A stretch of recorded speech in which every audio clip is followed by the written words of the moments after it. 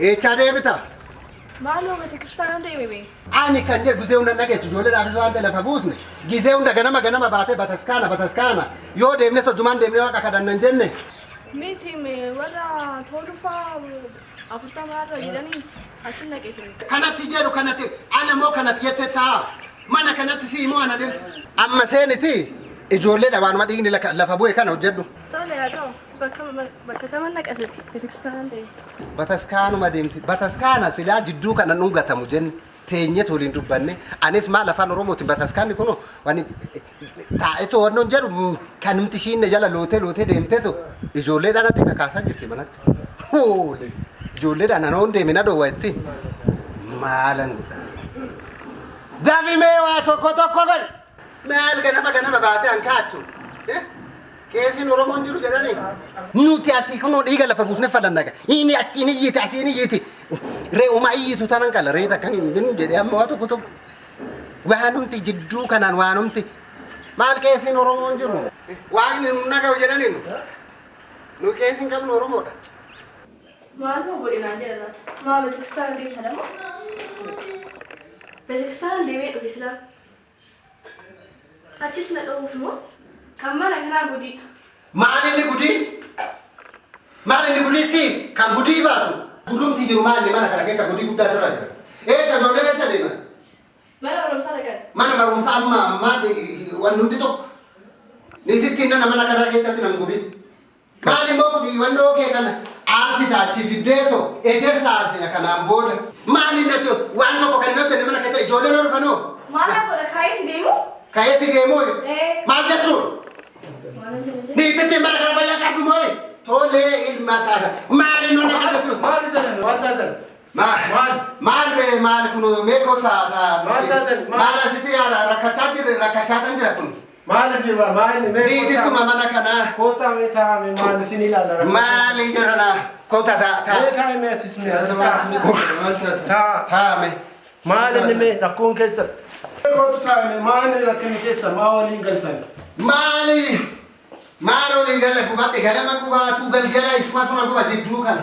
Kunoo jidduu kana immoo bataskaana deemtee adasin nungatti borusin nungatti.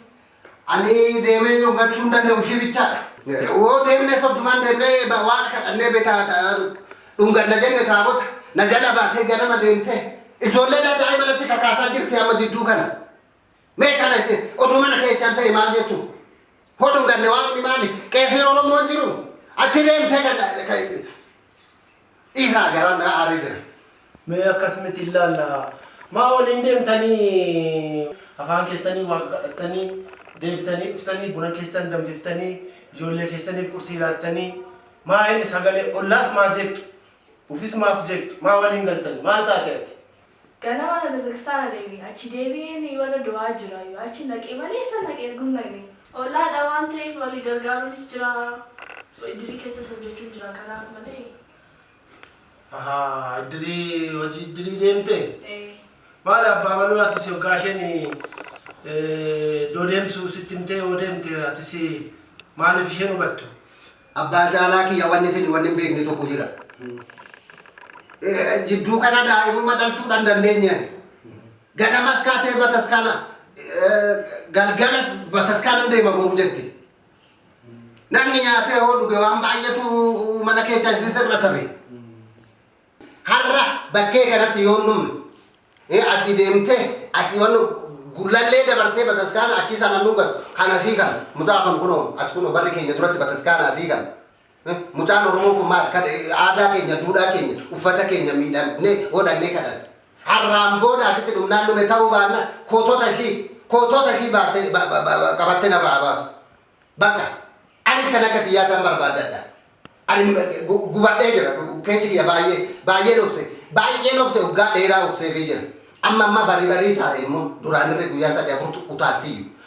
Dhimmi keessan kun akkasa waan salphaatti ilaalamu miti. Amma torban har'aatti sanbata dhufutti dhufnee dubbii kana hiikna. Ammasitti atis isheetti hin dubbatin atis immoo hanni jedhu ammasitti wal dhagahaatii nu eegaa gaafa sinu miti akkasii wayyu akkasuma arga jettanii jaarsa biraallee dabalannee qomootiin kun hin dhufa. dabalannee hojjumaanaa soofna. Akkasuma. Kanaaf amma torbanarraatti nu eegaa. Bakka ofiisin jeeqiina, hollaasin jeeqiina nu eegaa amma torbanarraatti. Wayyure. Wayya. Walii galtanii? Yaa ta'u maanguddoo irraan darbinu. Haa ta'u. Ofis jeeqnee hollaasin jeeqnu. Torban jechuun borume haa ta'u maanguddoo irra wanni darbu hin jiru. Ofiifis jeeqamnee isinis hin jeeqnu. Haa ta'u. Isin dhaggeeffan. Haa ta'u.